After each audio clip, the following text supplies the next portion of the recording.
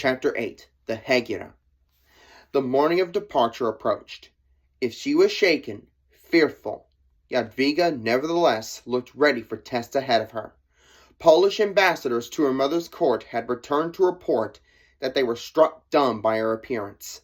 Her eyes' intensity, her glowing skin and hair gave her a jewel-like beauty, and by her unexpected maturity and charm, she had a quality which captivated everyone. How much she and William knew of the intrigues that encircled them, we can only conjecture.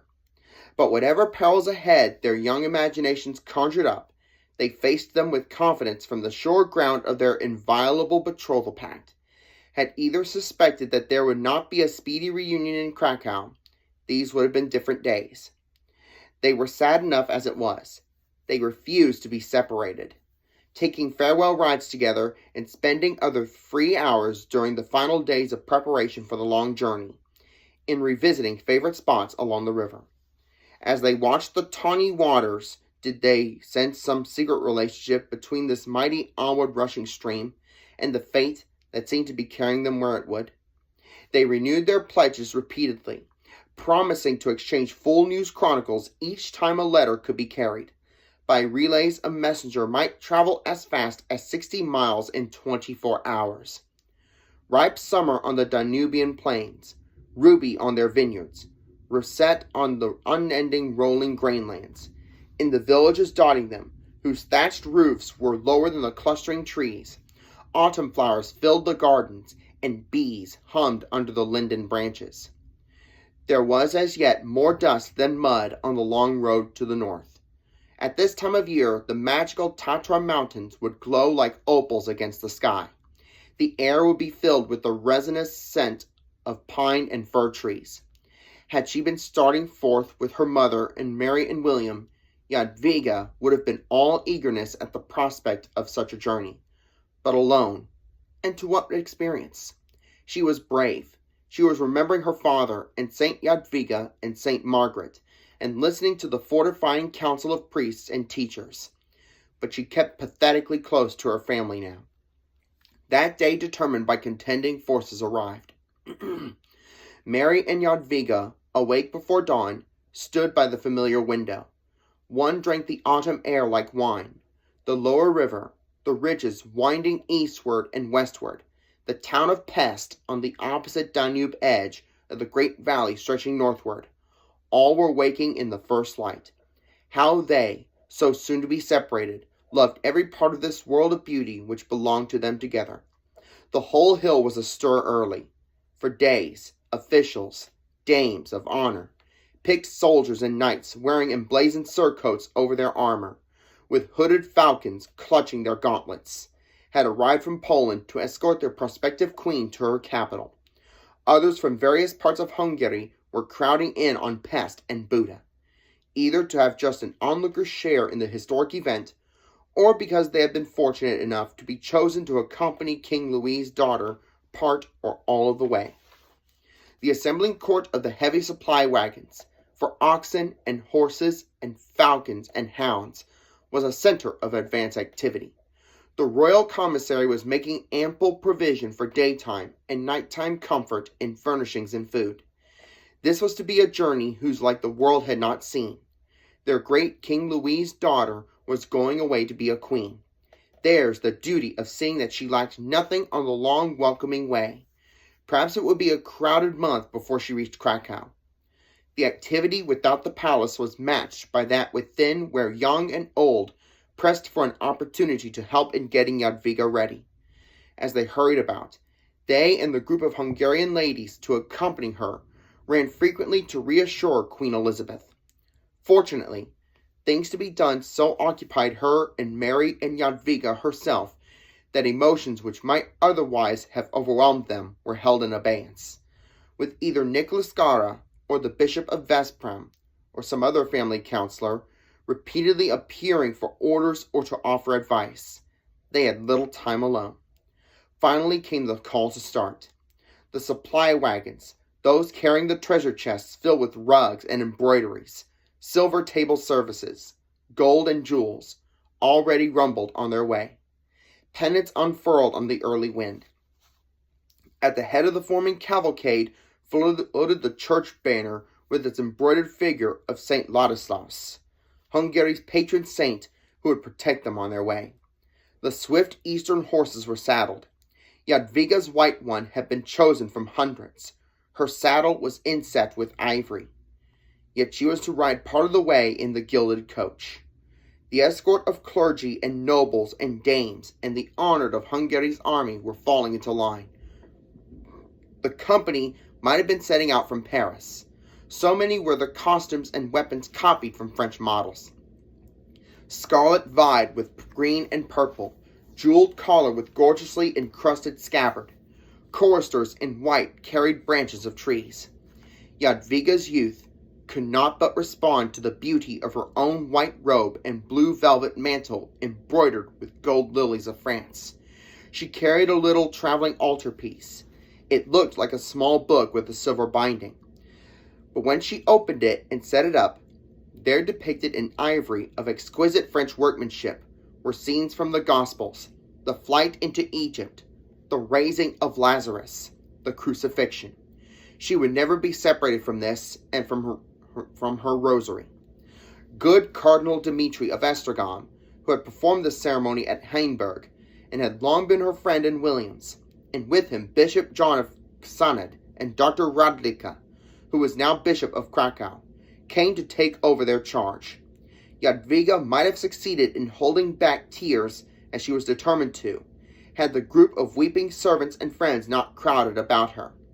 Pale, struggling to appear brave, she turned to her adored mother for last reassurances and embraces, then to her only sister and her comrade lover. With what words did he reassure her, clinging to her hand, trying to delay her going? But now Archbishop Dmitri gave the word. If the ill-fated Elizabeth could have looked across 2 years of the veiled future, she might well have been powerless to release this child from her arms. One more embrace, and Jadwiga was seated in the coach. Silver spurs and stirrups clicked, and with many calls and hand-wavings, the cavalcade headed north. The group on Buda Hill watched until it was no more than a speck on the horizon, and finally was blotted out.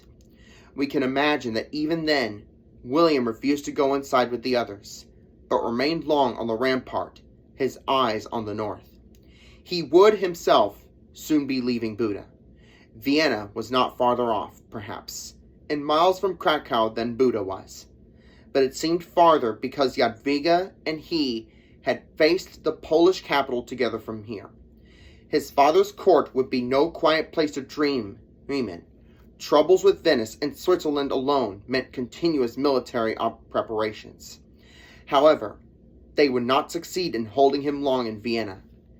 Yet he realized that for a whole year he would not be his own master. What a strange journey was the triumphal progress of this young girl. For centuries, girls have ridden across the eastern plains, yet as we look backward, only one rides as she. Destiny, again, from the multitude selected one to write an imperishable story against the skies. Fortunately, as the distance from home lengthened, Jadwiga's mind had little time at its own disposal. The days presented a continually changing scene. Hours were filled with instruction. At night, the cavalcade halted, and there were daytime stops as well as monasteries or chateaux for rest and refreshment, not only for riders, but also for horses. At Dioscure, the castle Louis so loved, Jadwiga must have felt his presence vividly near, guiding her, as she moved toward her task of carrying forward his work. Here a holy monk, who could walk barefoot on red-hot iron, joined the royal procession. The high-walled city of Kassa, too, was familiar. How joyously she and her mother had retreated from it, back along the spring-flooded valley which she had now traversed. Beyond Kassa, the way soon wound into the wild Carpathian region, where her eyes were quick to enjoy the changing colors and contours and the swift waters of one of the loveliest mountain sections in the world. When she was not following a narrow canyon, looking up through mists of waterfalls, past pointed conifers, to the sky strip above the gorge, she was skirting some sapphire lake set in a high meadow carpeted with orchids and tiger lilies and gentians, or climbing a sheer mountainside where dwarf junipers thrust from the rocks, while below her dropped dangerous depths. Often in honey-scented woods, she heard stags calling their love songs to the does. One could tell by the way she held herself in her saddle that she loved these mountains. How fortunate that both Hungary and Poland had a share in them. In all towns along the route, the queen-to-be was met by knights and functionaries of the crown. "Praised be Jesus Christ," called a new arrival. "Forever and ever. Amen," rang the reply. "May God bless you 7 times daily," said an approaching knight, while another cried, "Glory be to St. George." All announced their names, escutcheons, service, and the village by which they entitled themselves. One saw that many knights were prepared to enter the lists in the tournaments that would accompany the coronation. Some of them wore coats of mail made in Milan, than which there were no finer. An English yeoman, in a coat and hood of green, was welcomed warmly. He wore on his breast a silver image of St. Christopher, patron of field sports, and carried a bow and a quiver filled with peacock's arrows. All who hoped for favors were ready to embrace the feet of the new queen. At the frontier, the girl, Jadwiga, was received by the great nobles. The frontier. Was there not a dividing mark, a definite line of separation? Would not the soil of Poland appear different from that just traversed in Hungary? But except for the welcoming groups, she could not have known that she had passed beyond her own land. And except for the new saint, people now wore images of St. Stanislaus instead of St. Ladislaus. Jadwiga made the sign of the cross and prayed for the blessing of Poland's patron saint, and prayed for her father's blessing. He was looking down at her progress. Was he satisfied? Slav villages acclaimed her as their magistrates offered her on a carved wooden plate the salt and bread pledge of hospitality. Instantly, her beauty, her directness, coupled with modesty, won eyes and hearts. Her coming meant deliverance from the long nightmare of dissension and suffering. People could scarcely control their joy. She made a special halt at Sachs to visit the shrine of Princess Kunigunda, who, a Hungarian like herself, had also given up her country for Poland, where because of her holiness she had been named a saint. She prayed fervently for the blessing of Saint Kunigunda. In this age of mystic piety, it was not uncommon for noble women to end their days in convents. Jadwiga knew their stories. Often on this journey, her royal company had passed bands of dust-covered pilgrims, walking to Wilsnach, near Breslau, a center for the devotion of the Blessed Virgin. Once again en route, she gave herself with zest to the enjoyment of the streams, the beeches and oaks and firs of the wooded slopes of small Poland. But she was always content to reach a village or a town, which she often found to be a vigorously young one, founded by her great-uncle, Poland's King Casimir. Casimir had inherited from his father, King Lokitek, a realm for the first time strongly defined, so that he had been able to give rein to his noble impatience for social and economic progress. He had encouraged the free growth of these Polish towns until they were practically self-governing. He had given them defensive walls, better bridges and roads, better courts and law protection, encouraged their flour and sawmills and trade in general. She visited the churches, delighted in the varied bazaars of these towns her uncle had encouraged. Everywhere she saw evidence of his wise rule and heard accounts of his statesmanlike acts, not unmingled, it is true, with tales of wild escapades. As she pushed forward on the way crowded with interest, many more nobles and burghers joined her escort. So many, in fact, that she seemed toward the end to be accompanied by a whole kingdom. A minstrel and his group of singing students had attached themselves and now added their songs to the music of the advance. At the cities of Wilica and Bochnia, she stopped to visit the famous salt mines, whose weirdly beautiful chapels and altars and great halls carved from salt crystal still today dazzle our tourist eyes. When William came, she would certainly show him this subterranean fairy world. The Poles employed Italians to manage these mines, and they managed them well. Jadwiga could have counted along the way more wagons filled with salt then with hemp and skins and honey. And then at last she had left Buda over a half-month ago. Before her stood Krakow, her new home. Krakow, pearl of Poland, set in the autumn hill country. It spread along the left bank of the broad Vistula, its palace-crowned Wawel Hill and the Bishop's Skalka Hill, and other eminences lifting above the line of the many-towered city walls. She could see the white eagle of Poland on a red field unfurled above the palace on the royal hill. She reined her horse's head higher, lifted her own. She was met outside the great gate, Casimir's Gate, by a delegation of clergy and nobles. Then arrived the high clergy with their banners, the chanoines of convents, the guilds with flags and ribbon streamers, and the municipal council in silken robes and silver belts and round velvet bonnets. Strong men bore the city flag, on which were embroidered in gold 3 square towers, the outer ones crowned by the figures of the patron saints, Stanislaus and Wenceslaus, and the middle one by the Polish eagle. The many Krakowians wearing red caps whose folded points sometimes hung down at the side below the waist added brilliant flecks of color to the human tide that surged to meet the daughter of King Louis. Could Elizabeth, anxiously trying to picture this progress, see the banners dip as her child approached? The city presented a gift, symbol of submission and homage, and to the music of trumpets and flutes and the cries of the hilarious crowd, Jadwiga entered the capital.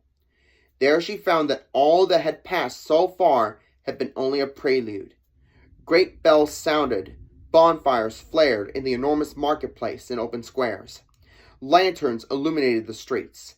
A procession of girls in white, rose garlanded and carrying lighted candles, came to meet their girl queen. Groups of singing students wound in and out through the dense throng. She encountered a very delirium of welcome. This was by no means the expression of mere excitement. Before formal exchanges, swiftly, mysteriously, one of those profound exchanges so potent in history occurred. Warmly, full-bloodedly, the nation took to its heart this girl who had arrived from another kingdom, to remain for life with them. No more absenteeism. She belonged to them. They loved her. The rejoicing followed her to the royal hill, that same walled Wawel Hill, on whose historic cathedral and palace Krakow's pride centers today. There, according to custom, she went first to the cathedral, the crowning place and burial place of Poland's kings.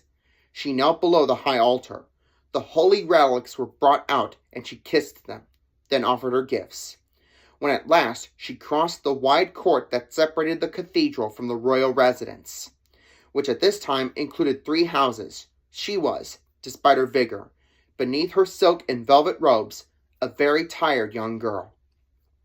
But she could not give way to youthful weariness now. Her father would expect her not to. She was queen of one of the great countries of Europe. Outside, her people were still dancing and singing because she had come to them. The Hungarians who had escorted her were celebrating with them.